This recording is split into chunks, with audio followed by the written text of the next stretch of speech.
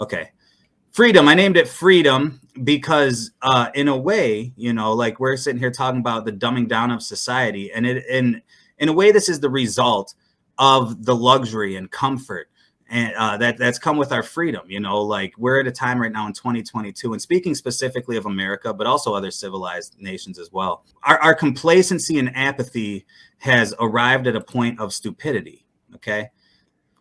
I came across this interesting article. It was really well written on commonsensegovernment.com. This is from 2009. So what is that, 13 years ago? But in 2003, I became very interested in a theory developed by Scottish historian Alexander Tytler. I'm not sure how to pronounce that, like Tytler or Tytler. I should have looked it up on Google, but I didn't before we started. But anyways, and wrote an article on it at the time, which ironically enough is now getting a lot of attention due to being linked to from Wikipedia.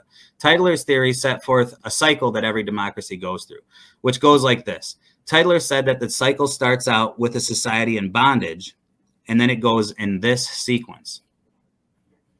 Bondage to spiritual faith to courage, courage to liberty, liberty to abundance, abundance to selfishness, selfishness to complacency, complacency to apathy, apathy to dependence, and then after dependence, you start back over with bondage. And I think that this is pretty profound. It's just the natural chain of, cause and effect. But it's true, and I would say, like, you look at society, how it is, and you look at this and you can pretty much take, any nation you can think of. But, I'm an American, and speaking of America, like, you can remember this time of bondage. Maybe in our case, that was before America was founded, like coming from England and King George, and then spiritual faith and the way this country was started, and courage and liberty, and the way that every republic starts, with freedoms. And then comes the abundance, and you think about our industrial revolution and all that, and then selfishness and complacency comes after the wealth is there, and a few generations deep into not having to be a survivalist. Then you start growing apathetic, like, I'm just here to getting by. There's nothing I can really do to change anything anyways. Dependence after that point, because now you lose all your skills because you don't need them, because everything's just provided to you. And then once you're dependent, you start back over with bondage. Programming and conditioning starts with the public education system. Glad you said that. We're getting in here. Oh, here we go. Steve Stevenson. Man, I'm surprised he's still even up this late. This guy should be sleeping. How old are you now, Steve? Going on what, 90? Hiya, kids. Glad to see those beautiful faces. It's great to see you too, Steve Stevenson. Steve Stevenson's a friend of the show. I always refer to him as my favorite elderly citizen, my favorite old man, but he really is. Have you seen Fahrenheit 451? Honestly, no, I haven't. I was just like looking it up. I really don't think I have. Idiocracy.